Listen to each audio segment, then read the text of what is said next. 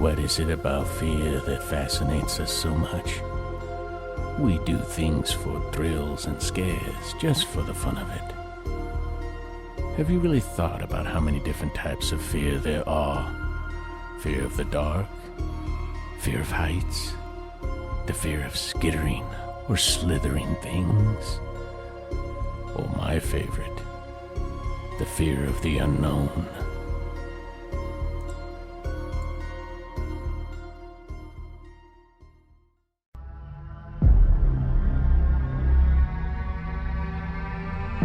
There have been reports of strange creatures in the area. Witnesses say they couldn't believe what they were seeing.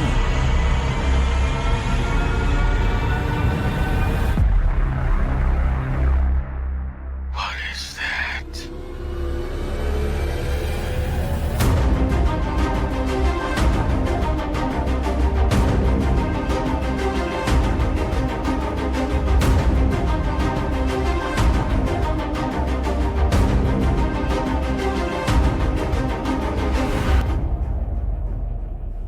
Welcome, beloved Fofers, doubters, naysayers, non-believers, and skeptics. Welcome to Paranormal Fable or Fact. I am Victor Trevino, joined by my co-host and beautiful wife, Tammy. We are your humble guides to tales of the alleged hoax, unbelievable stories, and the overall strange. Yes.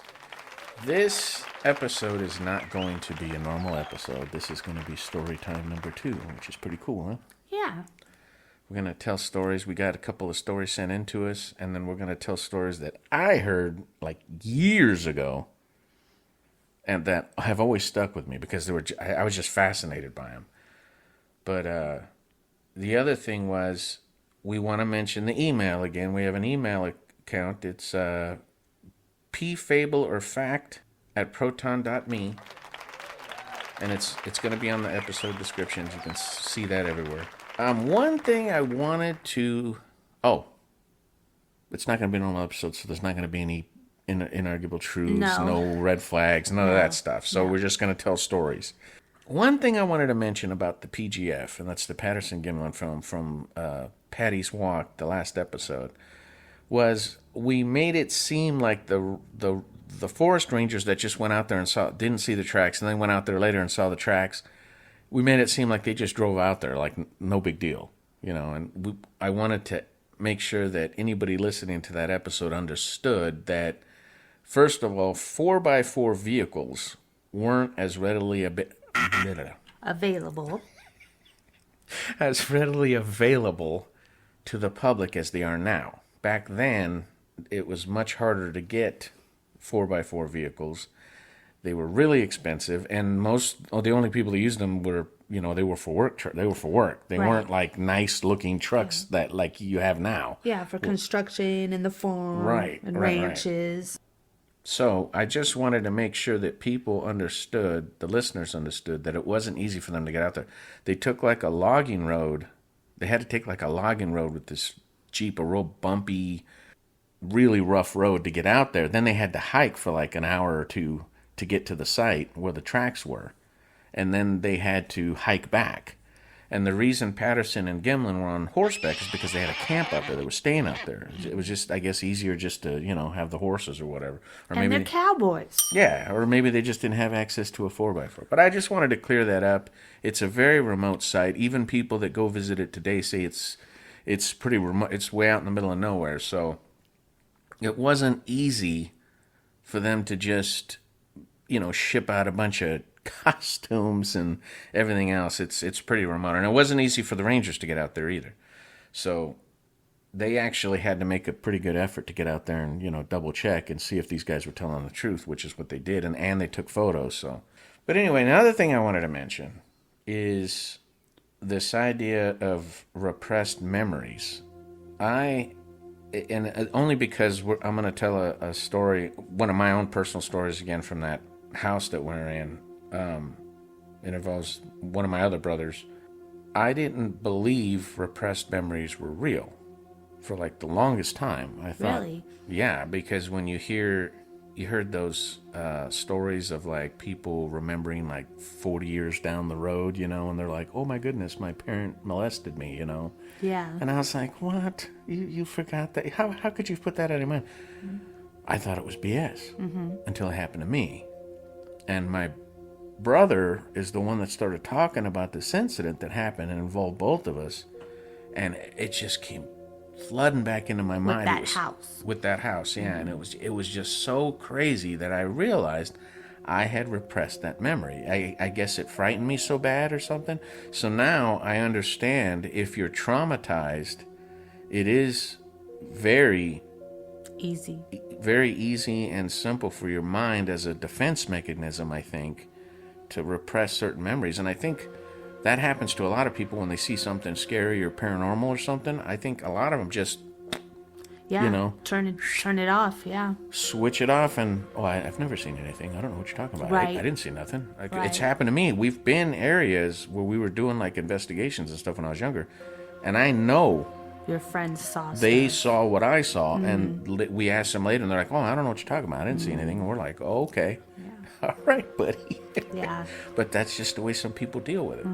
Because I firmly believe that every single person, unless you're like a really young child, most people by the time they're like in their late teens to early 20s, they've seen something they couldn't explain. Yeah. Every single person without fail. And I know there's listeners thinking right now, I've never seen anything. What's he talking about? He doesn't know what he's talking about. Every single time we were at a social gathering when I was in the military, there'd be 30 or 40 people in the house. And inevitably, after everything starts settling down and people are starting to talk, Yeah. music gets turned down a little bit and people start socializing and everything, it would turn to the paranormal. And everybody knew about my stories, so they would always be poking at me. Hey, tell your stories. Oh, he's got really good stories. And there would always be 2 or 3 people, sometimes only 1 or 2, sometimes only 1, that'd be like laughing about it. Oh, Right. You guys believe in that stuff? He, Yeah. acting like we were a bunch of fools for talking about this stuff. Right. But anyway, it would go around the room, and everybody would tell their story, little story or whatever, and every single time, without fail, it got back to that person or the couple of people that were laughing about it. It got back to them, and you could see them thinking. And they're like, you know what? Now that I really think about it, there was this one time. Every single time without fail, baby. Every single time. I've never been anywhere where someone's like, no, I don't have anything that's ever happened. Never. That's interesting. But you'll hear people talking in podcasts, and they'll say, oh, no, I've never really seen anything that has convinced me. That's not the correct answer. You've seen something, you just haven't allowed yourself to be convinced. Right. People say seeing is believing. I believe it's the opposite way. Believing is seeing. You have to have the right mindset to see it. Because if you say that didn't happen, it didn't happen. You could get slapped in the face by a ghost. 12 people could see it happen, and you could say, oh, did you see that big gust of wind? No, man, it was a ghost. No, it wasn't. There was no ghost. I didn't see a ghost. That's it. Yeah. And then you walk around telling everybody, oh, I've never seen anything. Okay. You haven't? Yes. Good for you. Pat them on the head. Yeah. But I believe that's what happens. People just don't want to deal with it, or you tell yourself it was a dream. Right. That was just a nightmare. But I honestly think that that's where ghost stories come from, folklore comes from, stuff, fairy tales, tales of like towns and stuff, because people have seen stuff and stories, Exactly. and those stories are just told over and over again, And just think about how important the people from the past felt these religions and these stories and these legends were, in order for them to immortalize them by carving them into stone or by painting them on stone or by building monuments to them. It was so, they wanted to make sure, like the Greek folklore and the Roman folklore and the Egyptian folklore, those Nordic. All of those ancient civilizations, they wanted to make sure that people later on down the road did not forget what happened. Right. And now we're getting to a point where we see them and we're like, a centaur? Yeah. What are those people talking about? There was no man with a horse body, We don't know. They felt it was so important that they had to put it in stone, and we're choosing to ignore the written history. Yeah, that's because true. it just doesn't fit our little our little bubble of, normalcy or whatever. But I think every single legend is based on some type of truth. Every single story is based on some type of truth. So Yeah. anyway, I wanted to mention repressed memories because Yes. it has to do with one of the stories we're going to go over. So we want to talk about our local folklore because we have some stories in our area here in our little town that we live in. We're not going to say the name or anything, but you said you did some investigating on the Gravity Hill thing, right? Yeah, the Gravity Hill. But see, here's the thing about the Gravity Hill. Every town I have talked to, people from the same state as I am, people from different states, and everybody talks about a Gravity Hill. And the story is either a bus full of kids died or a family died, and every time your car gets stuck on that spot, the kids are coming and pushing your car to get you down to safety. I've heard that story so many different kinds of versions, but it basically Gravity Hill in different towns in a few states. So, but like we said before, every story, it had to somehow it had to be a true story somewhere. Somewhere, yeah. It had to Somewhere. originate from somewhere. It had to have. Normally, like ours is just ours here, it's just where you park on a hill and put the car in neutral and it rolls uphill. Yes. In some area, and people have said they put the baby powder on the back and they'll see little fingerprints and stuff appear on the back of the car here, which I've never heard. We never did that because when I was a kid, this was a long time ago. We never thought to do that. But usually Gravity Hills, the stories involve train tracks. Oh, yeah. Because the children died on the tracks because their bus was hit by a train, and the little ghosts, the little spirits of these children will push your car off the tracks to safety. Oh, okay. Usually.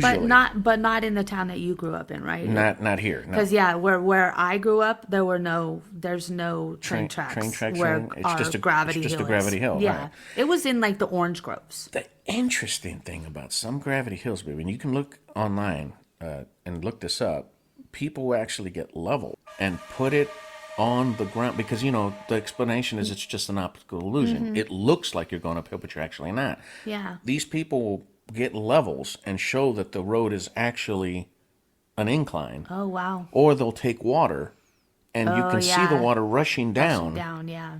I mean, it's not going to do that if it's an optical illusion. Yeah. Gravity doesn't understand optical Yeah. illusions. Gravity is going to kick in no matter what you do. So if you pour water and the water goes downhill and then your car's rolling against that, there's something wrong there. Yeah. There's something going on that's not so easily explained as an optical illusion. I just wanted to, we could probably do a whole show just on that because it's really interesting. But anyway, that's one of the local folklores we have here. Yes. Another one is we have a haunted road. Yes, the haunted road. But a lot of locals say that there's two or three different Mixed stories. Yeah, mixed stories. But supposedly and here's another one, everybody. Every town or every city, especially little towns like, outskirts, rural. Yeah. Have towns of a woman in white, a woman in black, a woman in gray, a woman in red. Yeah. So the story is of the haunted road in our area is that there was a woman in red who haunts it, and supposedly she died in a car accident in like the 40s or 50s, and she comes and haunts that road. Because she got in a real bad accident. She had to crawl. Yeah, she got in the crawled car like a mile or accident, something. didn't die in the car accident. What she did was she tried to get out of her car and crawl to safety, Yeah. and it didn't happen. And died out there, and that's why she haunts Yeah. that road or whatever. But the thing is there's several stories. There's different roads. There's like 3 different roads that are supposed to be haunted in this area. Correct. And you get conflicting information. Also, you did an in-depth study through your genealogy. Yeah, I looked up old newspapers to see if there was anything in newspapers history. because the town that we live in was very well. When Victor and his family moved here, it was very small, and so you're talking about I looked up between 1940 and 1960, which it would have been maybe have 2 stop signs of that, but everything hit the news like Fender benders.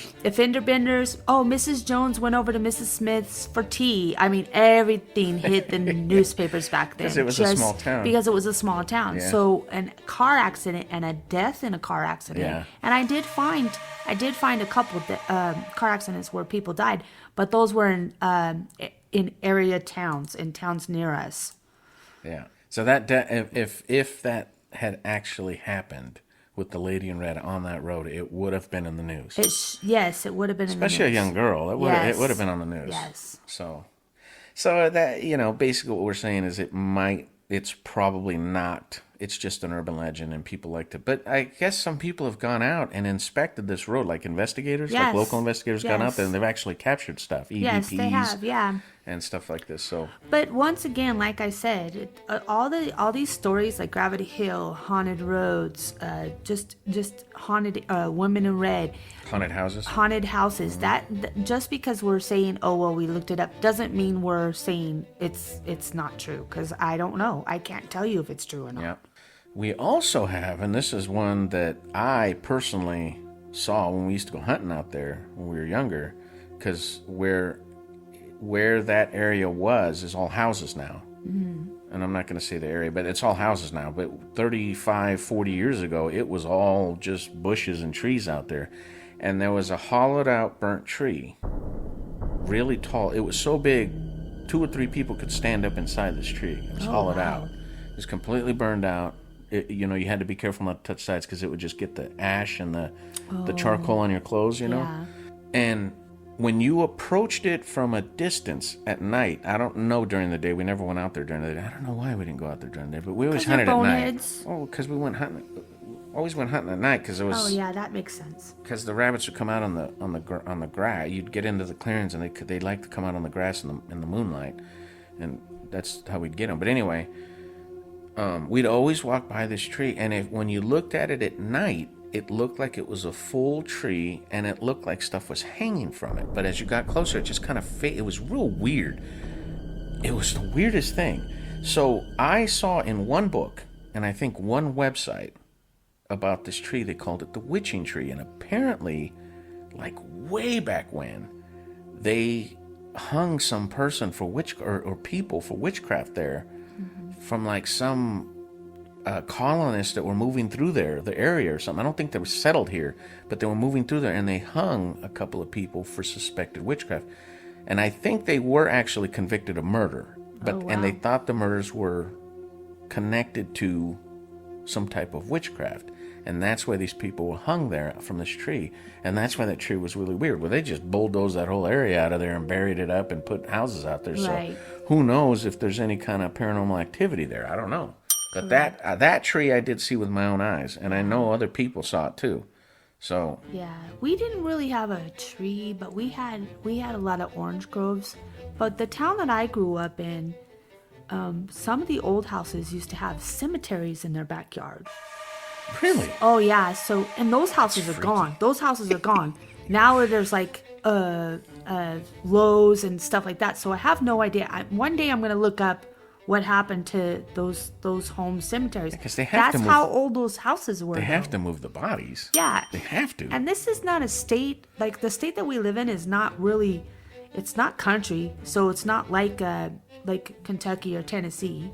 Like I said, the state that we live in, it didn't have a lot of houses like that. So when I was growing up, it was interesting to me that these they would just be family plots in the backyard. So that was a big, folklore or stories from where I grew up at.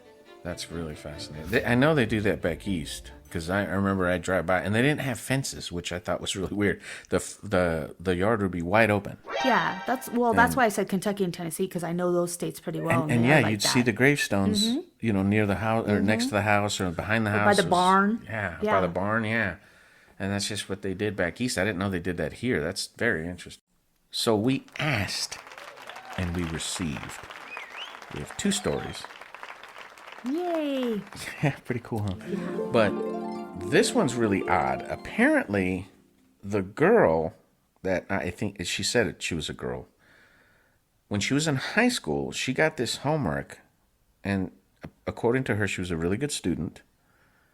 but she hated math. So she got this homework assignment from a math teacher, and she had the math teacher explain it to her over and over again, and no matter what happened, she couldn't get it. So she stomps home. She's all upset because she just can't figure out how to do this equation or this math, certain type of math that, was going to be on the homework. Right. So she balls up her homework all angry and throws it in her wastebasket, right? Her wastebasket's empty. The rolled up ball of paper hits the bottom of her empty wastebasket, right? So she throws herself on her bed and starts, messing around with whatever, that we didn't have cell phones back then, so she probably got on the phone, talked to her friends, or started listening to music or whatever. Listening to music. Yeah, that's what we did back then, We didn't have our phones to plaster our faces to for hours. But anyway, the guilt catches up to her. She goes, well, I gotta attempt this homework no matter what, because she was a really good student. So she went back over to the wastebasket, and nothing there. It was empty. Now, she never left the room. She watched the paper hit the bottom of the wastebasket, but anyway, she thinks, well, maybe it rolled out, maybe it, bounced out and I didn't see it. Searches her entire bedroom for this ball of paper, cannot find it. Actually goes downstairs, confronts her mom. Did you come in my bedroom? Even though she knew her mom didn't, because like I said, she never left her bedroom. Right. Confronts her mom, said, Mom, did you come in and her mom's like, no, I've been down here this whole time, watching TV or whatever. And so she could not figure it out. She actually had to go back to school and explain to her teacher, my homework vanished. Wow. And she was all, she was upset about it. And it messed with her all the way until she still thinks about it now. She's an adult. Wow. Yeah, and I think she's about our age, because she said this happened she was in high school, like back in the late 80s, early 90s. So that's like right around our age. Yeah, that would be around our age. So yeah, isn't that a crazy story? She throws it in there and it just vanished? Yeah, where'd it go? Yeah, it's just... Where'd it go? Poof, I guess, or something. Yeah, I mean, you could... And it is so frustrating and infuriating when you can't find something and you put it somewhere. I'm so irritated. And you just, your blood just boils. Just thinking about it irritates me. And it's double on this because it's homework. Yes. She probably tore that bedroom apart and could not find it and could not explain where it went. She was it affected her so much. It affected her all the way into her adulthood. She just could not explain it. Wow. And there's stuff that happens like that. Yeah. I mean, I'm trying to think of a logical explanation. I can't. I can't. I mean, unless she just thought she threw it in there and threw it the away only somewhere else. Yeah, that's the only thing I could think of. But I mean, who does that? If you ball up something, trash, and you throw it in a trash can and you watch it because the trash can's empty and you watch it hit the bottom, how could you mistake? I don't know. Yeah, I don't know. It's just weird. Yeah, that is But a strange I think story. the only logical explanation that I can come up with, being the devil's advocate, is that she mistakenly threw it in another wastebasket somehow and thought she threw it in her bedroom wastebasket. That's the only explanation that makes any sense. Unless she's got a gremlin or something. Or there was a dimensional slip or something and it just vanished. But I mean, that's not logical. That's like getting into the paranormal. No, I'm talking about trying to make sense of it. Yeah, that would be the only way to make sense is that she put it somewhere else. If she put it somewhere else. And that's what gets me about, if you're going to try to explain certain stories away, no matter how polite you are about it, there's three things you're doing, okay, if you don't believe them. Because I believe this happened to her. I believe her 100%. Yeah. Because that kind of stuff used to happen in that, like, the house that we used to live in. Right. As a matter of fact, I think I mentioned it. That stuff would just vanish. Yeah. For months. Yeah. Sometimes years. And then it would appear right out in the open. And you're like, what? What? That's insane. And my mom was such a clean freak. She would have saw it or she would have put it away. Right. Right. But stuff just vanished like that. So I have no problems believing that it just somehow vanished from this reality and it was gone. I believe her. But my thing is if you're listening to someone's story and you find yourself doubting it or just not being able to bring yourself to believe it, no matter how polite you are, you're saying three things. Either they're crazy, they're stupid, or they're liars. Right. That's what it boils down to. Right. No matter how nicely you put it. And just imagine how I mean, if she's still upset about it it still affects her now. I mean, that would still really confuses affect her if, like, Yeah. her mom or her friend, or Because she had you know. no logical explanation for Yeah. it. So we're going to move on to the next story now. And this is another story that we asked and we received. Okay. And this one was really tripped out. This is trippy. Apparently, he was a young guy. He was maybe 15, 16 when this happened. His neighbors were elderly. I guess he grew up in that house, and they watched him grow up. So he was really close to him, these neighbors, and they were really good friends with his parents, apparently. Well, they were going to go on a rare vacation. Mm-hmm. I think to go see their son or daughter or something. They were going to leave the state, so they're going to be gone for like a week. Oh, okay. So they wanted him to house sit and feed the fish, and I think they had a dog or something that they wanted him to take care of or whatever. So he's like, oh man, I want to go out with my friends and all this kind of stuff, Yeah. But his mom's like, look, they never ask you to do anything. When do they ever ask you for anything? Yeah. Just do it for them, and we'll give you money. I think they were going to pay him. So Yeah. he still, Yeah. young 15, 16-year-old kid, you don't want to be sitting in a house by yourself. Yeah. But anyway, over the weekend, I think, or for a week, Yeah. I think. Well, over the weekend, and then he was going to check on the house during the week after school. Oh, okay. But he was going to actually stay there over the weekend or whatever. Oh, okay. So he gets to the house, and the lady, again, because she knows him, she likes him, she says, I have a bowl of your favorite candy bar in the living room for you to enjoy over the weekend while you're here. She goes, they're all yours. So he goes, no. Mm-hmm. And he peeks around and looks at the table, and there's a massive, like, punch bowl. You know what I mean? Yeah. Like a massive Yeah. bowl of Mr. Goodbars, because apparently that was his favorite. Oh, okay. Bright yellow, Yeah. Yeah. So he's just like, oh, you're the best, So he Yeah. gives him a big hug, and they leave, and he gets Yeah. sitting down. He gets the TV going. They got a nice big TV, Yeah. nice cushy couch, and he's got his big old bowl of candy bars, and he's got the popcorn going, and he's going to start watching some movies and enjoying himself, There you right? go. So he starts, before he can get the TV going, the channels keep changing on him. He keeps trying to put it, because remember back in the day you had to switch the TV, well, you still have to, but you have to switch the TV to recognize the VCR. Yeah. Right? Yeah. Or, VCR yeah. Yeah. with the tapes. The cable box back then. Yeah. You had to switch to the VCR so that the TV would start Yeah. playing the VCR tape. It kept switching channels on him. So he's getting upset. Right. He's like, what's going on? He keeps Right. switching it back, keeps switching back, switching.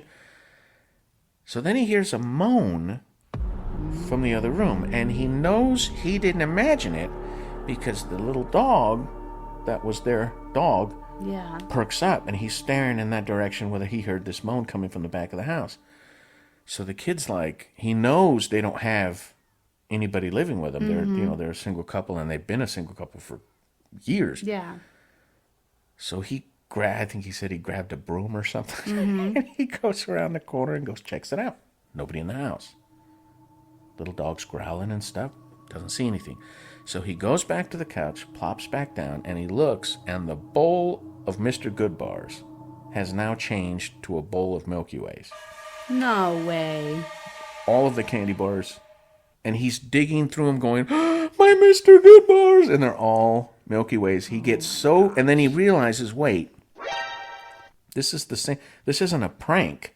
Nobody switched the bowl on him Yeah. and took his Mr. Good, because that's his first reaction was, oh, who took my Mr. Goodbars? But he realized they had somehow transformed, because where are you going to hide a big bowl of candy bars? So all the hairs on the back of his neck stood up, and he bolted out and refused to stay there, right? So that's the story. That's what happened to him. And I guess when his neighbors came, he ended it there. I wanted to ask him, what did you say to your neighbors when they came back? Right. What did they say? Because Right.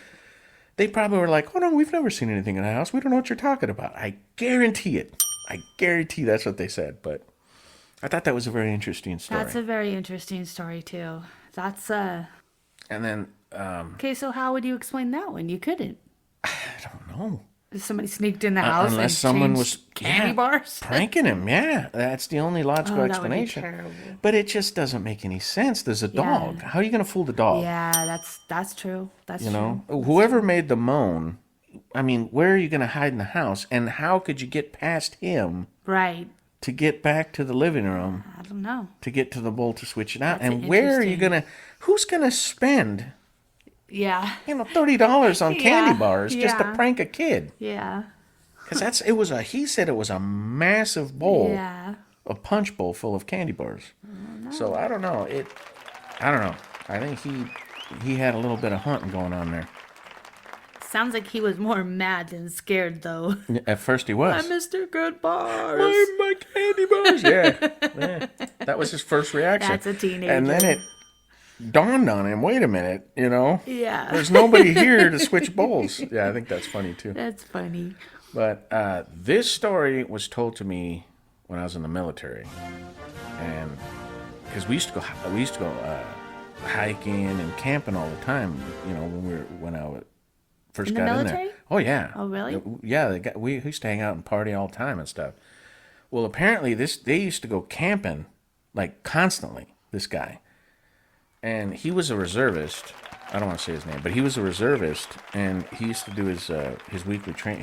He'd come out for like 2 weeks and train with us, and then he'd go back to doing his civilian thing. Oh, yeah. Because I think he owed like 2 weeks a year or something like that as a reservist. But anyway, he told us a story that happened one time, that he and his buddies went camping, and it was a dark night. He said there was no moon, and so they had to set up like 3 or 4 lanterns around their little campsite just to see. Oh, wow. And they were playing cards, drinking beer, of course, drinking and having a good old time, and they're playing cards, and they're just having a good old time when they hear something rushing at them from the trees. Oh, Right? no. So they all like kind of jump up like, what is this? And something's just tearing right at them. They see a deer, a doe, and it slides underneath their table and is laying there panting. So they're looking at this doe like, what's going on here, Yeah. He said the doe was soaking wet. Its eyes were bugged out, and its tongue was hanging out of its mouth, and it was panting so hard he thought it was going to die. He thought it was just going to keel over and die. Because Wow. it basically was running for its life. Can animals have strokes? Well, I don't know. I don't know.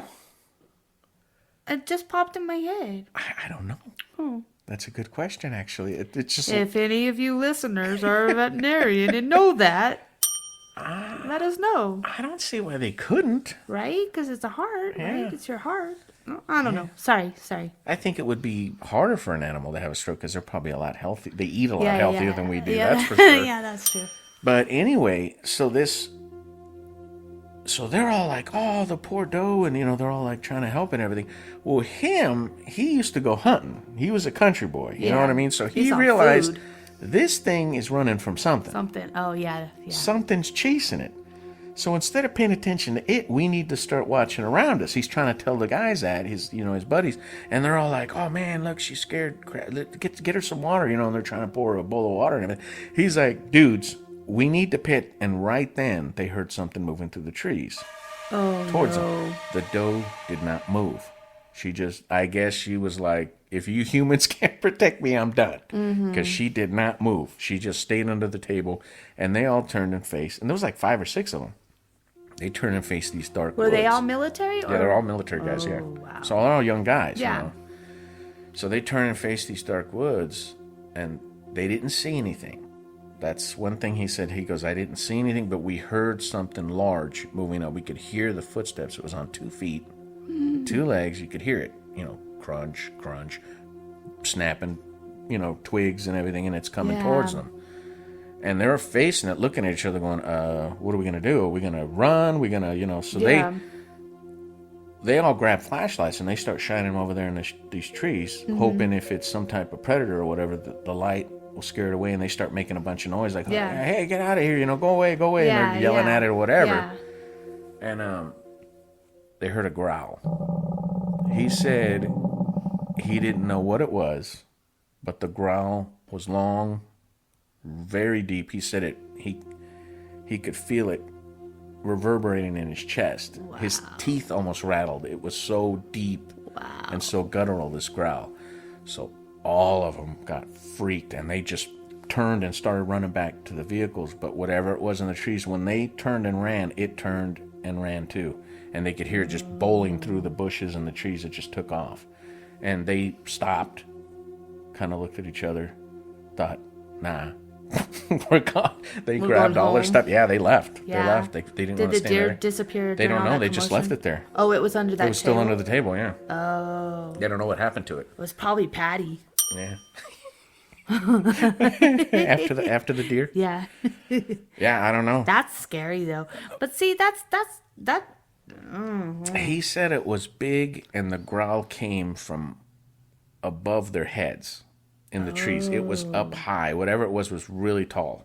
So I don't see how it could be a bear, because if a bear's growling, well, bear don't, they growl, but they more like make weird grunting noises. Yeah. And they tend to like snap their jaws together really quickly, like, and they'll swing their head back and forth when they get irritated. And they'll do like a you know, when they're angry. Okay. They don't growl. Yeah. Oh, we don't have wolves.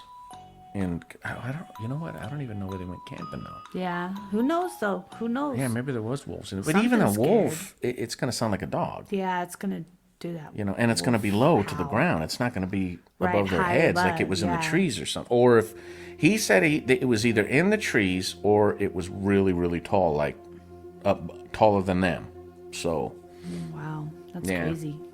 It's pretty freaky, huh? Yeah, that is freaky. Again, logical explanation, I don't know. Maybe, I don't know.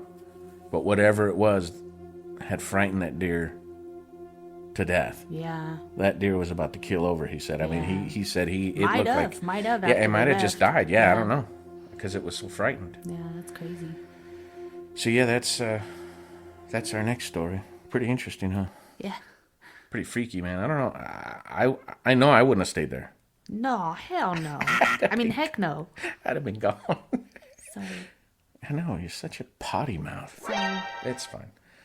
And the next story I want to talk about, I was told this by a guy in high school, and he said that, and this guy was a big guy, football player, you know, lineman for our football team. Oh yeah, real tough guy, you know. And he says he's only like 17, but he was a pretty big dude. Yeah. And he gets home from school, and his neighbor across the street is in the middle of the street crying. This little boy. He's like 8 or 9, I think the kid was. Yeah. No, I think he was a little older than that, because he was home by himself. His mom was at work or whatever. So the kid, I think he was like maybe 11 or 12. Old enough to stay at home by himself. Yeah. Well, who knows? Maybe he was even younger than that. I stayed home. But the kid's crying. Well, he had to be a little older, because in order for him to be concerned, I mean, little kids cry all the time. Yeah, that's true. But if you see a 11 or 12-year-old crying, yeah, that's true. Something seriously wrong, you know. So he goes over there, and he says, "What's wrong?"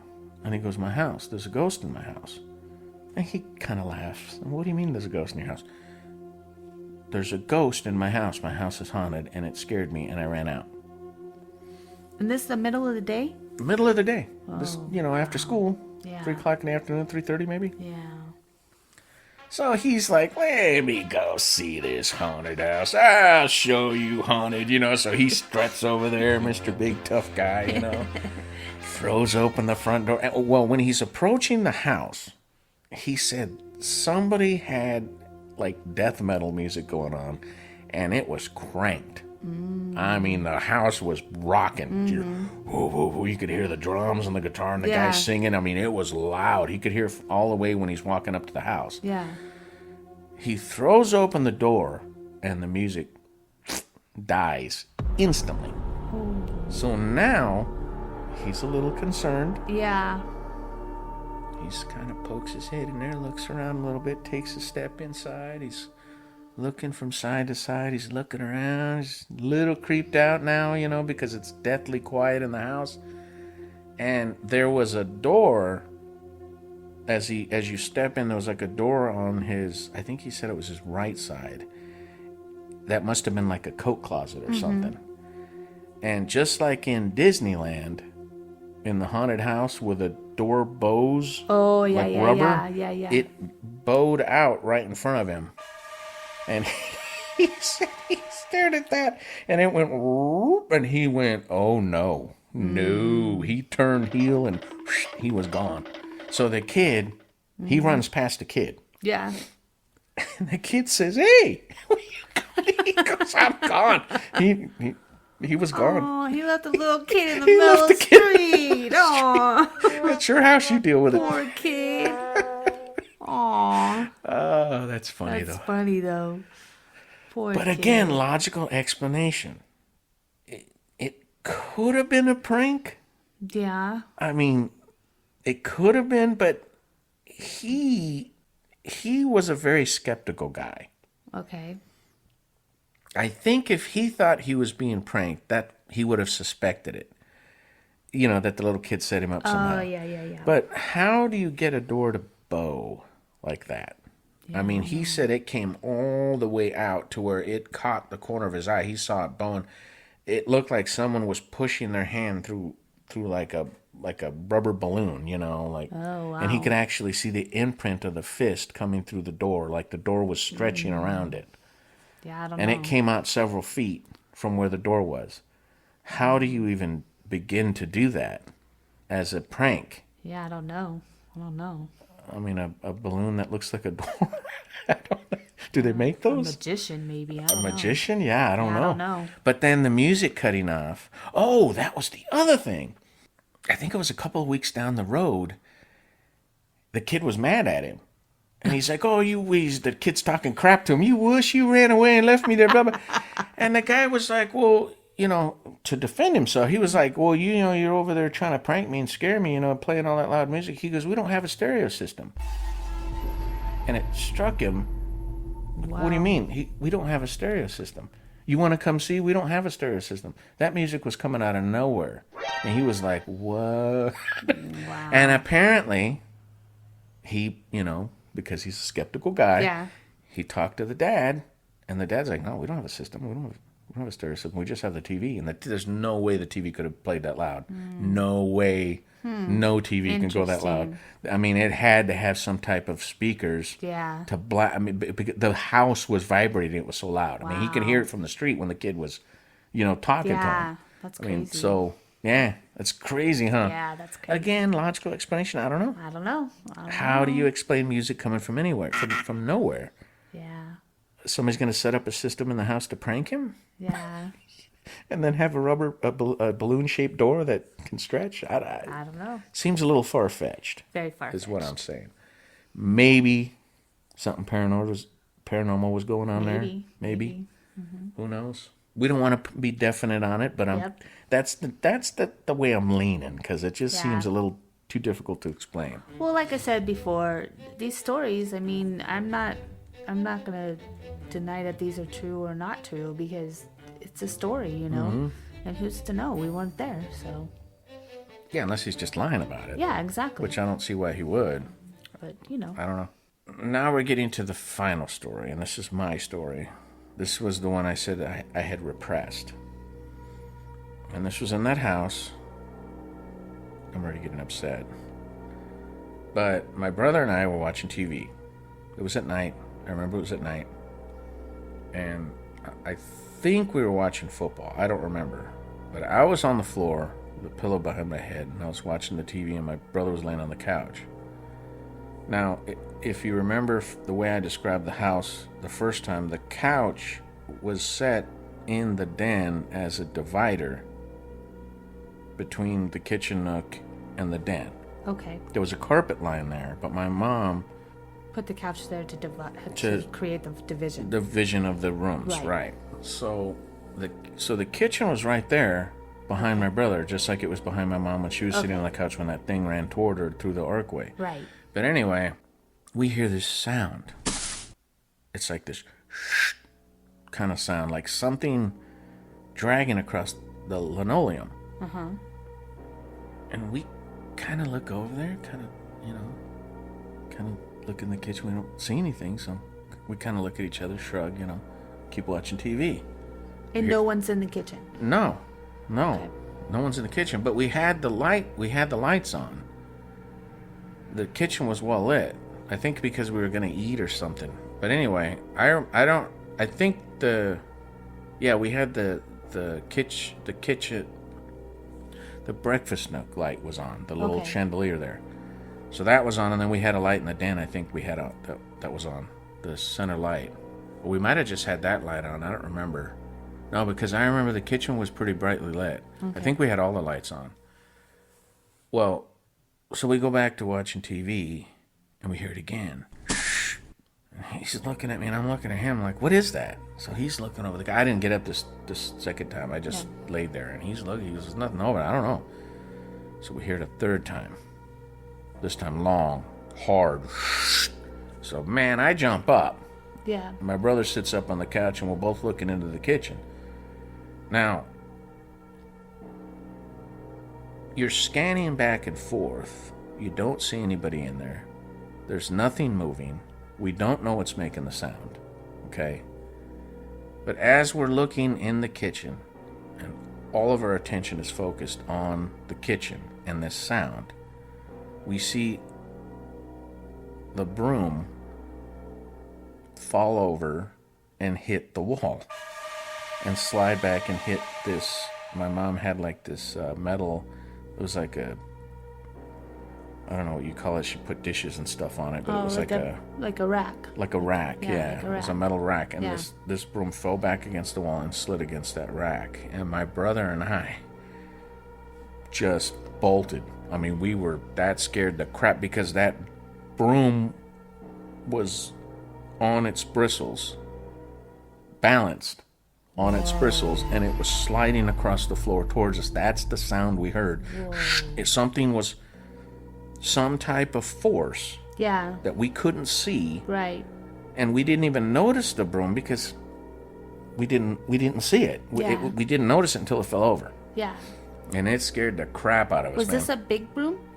It was just a regular push broom, but it was a decorative broom because Oh yeah.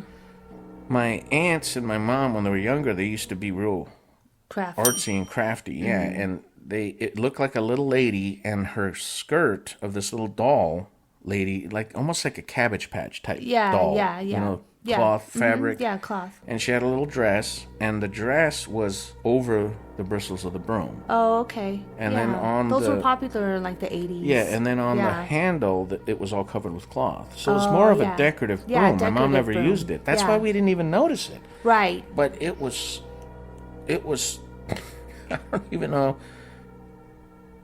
what can do that. Yeah. And the way it was sliding toward us, it was like just getting our attention. Ooh. And then it scary. dropped the broom to scare the... That's Yeah. what I'm saying. Whatever it was in that house loved to mess scare with us. You guys. Yeah, to scare you guys. It wanted to frighten us. Yeah. And I think it's because it had the ability to feed on fear. Whatever Yeah. these things are, if you want to say they're demons or evil spirits or whatever. But that scared the crap out of us. And I remember we ran upstairs. My dad, I think he was in his room. I think he was sleeping, and we woke him up. And my dad was like, get out of here. I'm sleeping. And, he got all mad at us and stuff. But we went to bed. We didn't go back downstairs. Oh, really? No, we No wouldn't go dinner, back no downstairs. nothing. Went to Scared bed. the crap out of us. Wow. That's Because crazy. what would you have done if you would have saw that? Oh, yeah. Probably would have never came back down in the kitchen. It apparently scared me so much that I repressed that memory. Right, because you didn't remember it until your brother told you. Years About went by, and I completely forgot. I had already talked about other things that happened to me in the house several times to other people, and I never talked about that because I guess I just switched it off somehow, some Yeah. kind of defense mechanism. And as soon as he started talking about it, it just came flooding back. It was the weirdest thing, man. Yeah. But I remember that now. I can't forget it. it. Yeah, exactly. It's like in my brain, Yeah. etched, Yeah, thanks, brother. Yeah, thanks, bro. But it was just a very interesting Yeah, ordeal to deal with, yeah. I think that about does it. What do you Yep, think? this was story time. Yeah. What do you think? You think it was... I like our stories. I like that we got 2 new stories to tell, and I like that you got to tell a personal one. And and like we said at the beginning, all the folklores, you got the lady in gray and Yeah. Gravity Hill and stuff. It's that stuff is coming from true stories or somebody that started a story and it just went down generation to generation. So it's interesting.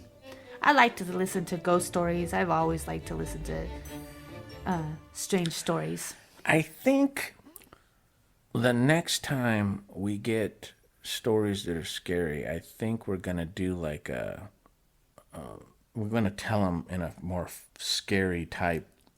Ooh, Yeah, voice. yeah. Voice. Maybe we'll actually turn down the lights in here, with a candle, Get it moved. Yeah, get it in the mood, you know what I mean? And we'll really lay it down. Most of these stories weren't really that scary, though, so they were more like just weird. But they're not easy to explain. No, yeah, exactly. But none of them really. The only one that really, well, of course, the one that frightened me was the deer. And the deer. Yeah, those that two. one. Yeah. That one would. The other ones, they just sounded like pranks or just odd, some just kind odd of story. Yeah, just a trickster. Yeah, trickster type ghost or something. Type. I don't know. Yep. Yeah, so they weren't really that scary. So I didn't want to do it with that kind of wanted to make it more fun. I get it. Because it wasn't. But the one that really affected me, of course, was the one that happened to me, the broom, and then like you said, the deer. That one, man, I don't know. Yeah. I would have left. Oof. There's no way I would have stayed in that camp. Can you imagine trying to sleep? Heck no. No way. Heck no. No way. No, I wouldn't have been able to sleep. Thank you. So they just left. The thing that gets me is now that I'm thinking about it, we never asked them about the poor deer. We never did. Of course, I'd be the one to ask. Yeah, we never thought about deer. Well, because we just. Yeah. To me, deer are food. Yes. Yeah. They're food. I know a lot of people are like, oh my God, you eat Bambi, but yeah, people eat deer. Yeah, they sure It's do. venison. They It's sure do. delicious. Yeah. But that's why I guess none of us thought to ask about the poor Yeah. deer. But it's so funny, and you can look this up on YouTube. Where animals, they get in trouble and they'll actually turn to humans because instinctively they know Yeah, that's fascinating. most people will help. Yeah. I know there's people out there that are like, oh, people are evil. We're the worst plague but on I this think- planet. No, I think that's in our nature. I think it's in our nature Yeah. when we see something, and most another animal isn't going to do that. Yeah. Even if a person's hungry, if we're hungry and we're getting ready to eat, and we see this poor deer struggling to get out of this, it tangled itself in a wire or something, we're gonna help it get away. Yeah. Especially if we think it might have a little fawn Yeah, of course. or something. People are gonna help it get. They're not gonna kill. But if you think a pack of wolves came across a deer that's stuck in some that's wire, food. they're gonna that deer's Yeah, it's done. Yep. So it's just always been fascinating to me how many of these things, these movie clips that you can see these people filming on their phones and stuff of these animals that are in horrible straits, wild animals, Yeah. even predators. Sometimes they're bobcats, cougars, Yeah. coyotes, and they'll come over to people. Bears. I've seen people save a bear cub. Yeah, because they're in which trouble. Is dangerous. Yeah, because they just instinctively know that people will help them, which is really crazy. It really goes against that whole narrative of how we're destructive to nature and we're so I have a horrible. theory, but I'm not gonna say it Why? because it didn't God tell Adam and Eve to take care of the animals? Did he? So it's in our nature. Oh, yeah. It's in our nature. It's in our nature. That's all I have to say about Oh, that. there you go. There you Christians go. Gotta bring up God and Jesus. Well, not this time, buddy. It's just in our nature. Whether you believe in God or not, it's in our nature. Yeah, I think. I don't think you have to believe in God No, to you know don't. to understand that if you see something in trouble, you're gonna help. But anyway, that about does it. I think that was pretty good. Yeah, it was a good show. So, like us if you can like us, rate us if you can rate us, give us a good review, pass the show on word of mouth. We want the listenership, we need the listenership, and we just want to thank you for all of your support. And thank you for the 2 stories that were contributed. Yes. Oh, yes. Thank you to our Yes. Fofers. Yes. Our Fofers rock. They rock. Yep.